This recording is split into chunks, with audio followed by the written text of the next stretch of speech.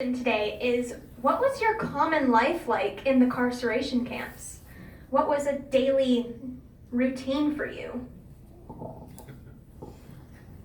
As a 3-year-old? It is very interesting, the life that people had in the camps. It was very open, of course, because you lived in part of a barrack, and which was very little space, and so the rest of the time and the rest of where you did your activities was in the general grounds of the whole camp. So from my understanding and from what I've observed, that it had become a community that they develop on their own, so to speak. And develop on their own meaning, you make friends and you have organizations, and you just do various activities of what you normally do, except that you couldn't work as far as having a job is concerned. You did work in various community activities. For example, you could always work in the mess hall and be part of the cooking staff. But there was no paying job that you would go spend 8 hours a day and get paid for it. So that in itself changed things. And for my father, he had his own grocery store when he was 19.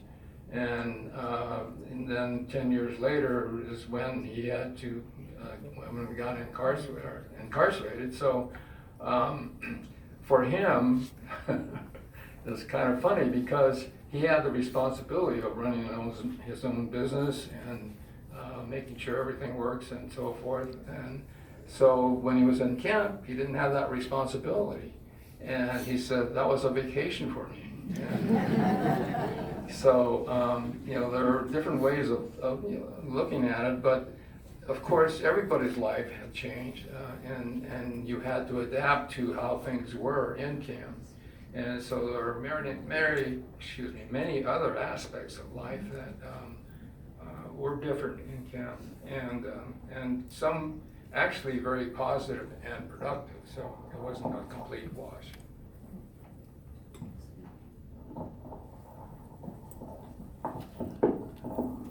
I have no personal experience because I was a fifth baby born in Topaz, Utah. But I just remember my mother telling me that she had no painkillers, so it was a natural childbirth, whether she wanted it or not. And I just remember she said something about it was hard going to the bathroom because it was so muddy getting there. And otherwise, they really didn't talk about the life in camp. And that's why I don't have personal experiences.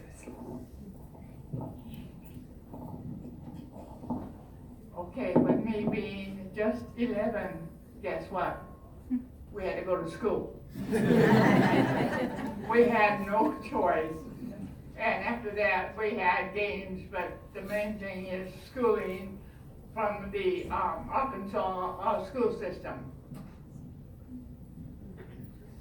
I was 6 and 7 and 8 years old in camp, and it was a good time for parents to spend that time with their children.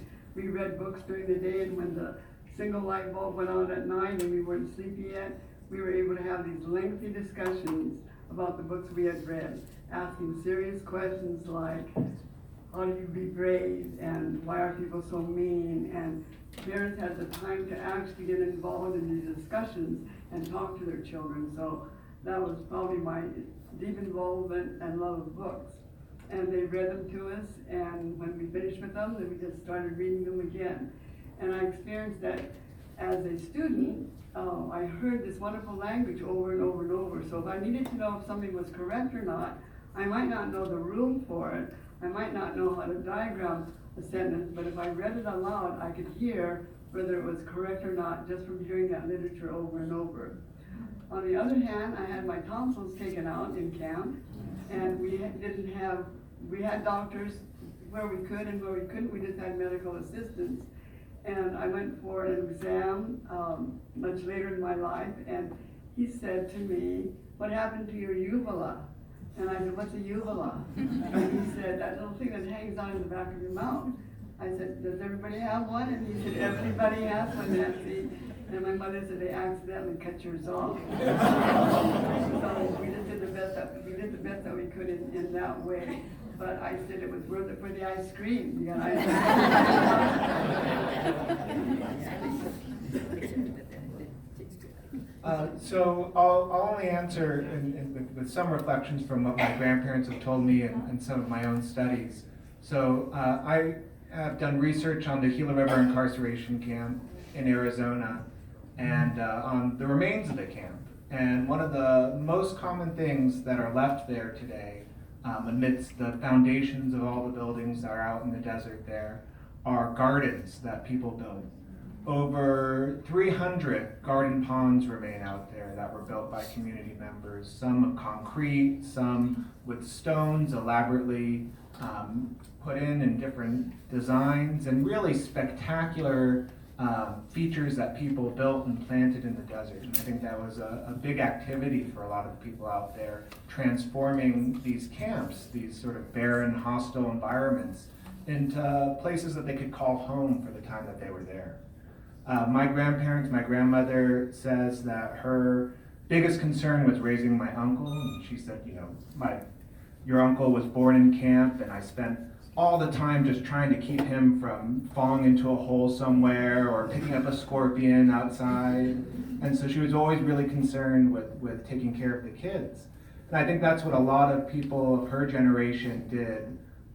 There's that Japanese phrase, kodomo no tameni, for the sake of the children. And a lot of families really did a lot to make the lives of children in camp something less traumatic, something to shield them, something that would bring them fond memories. And so that's something that I think my grandparents really focused on. My grandfather built toys for kids. My grandmother ran a toy loan, like a library for toys for children in camp. And that was a big part of what they did while they were there. Imagine if after work you didn't have much else to do, you would spend it with your children. And so in every camp that I knew of, they would build these great big sheds. We all had a shed that shields everyone from the sun. And in there, we played all these games. We had these huge junk and full rock, scissors, paper tournaments. And we would have rings of the adults cheering us on, and you would run and meet your opponent. We knew each other so well that we knew who always started out with scissors. And we got to know your opponent very, very well. And my father said that what will be the enemy in the camps will be boredom. When people get bored, they get restless. When they get restless, they have all these negative thoughts. It's going to be a matter of time. So we had friends on the outside who were wonderful to us. And they asked us, what can we send you, Kay? What can we send you? What would help?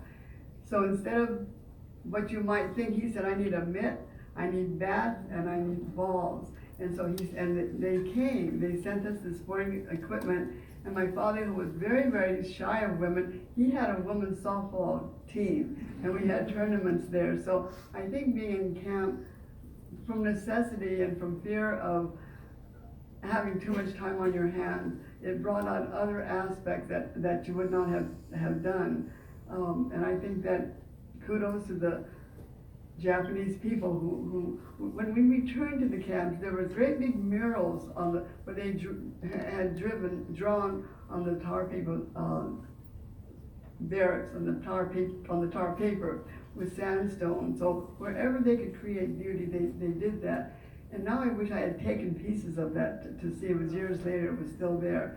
And there were still great big rocks, and I have some mesquite that was polished. So it was a time when you could do some of those things. And I think the Japanese people used that time ingeniously for their children, and everyone just made the best of times that they could.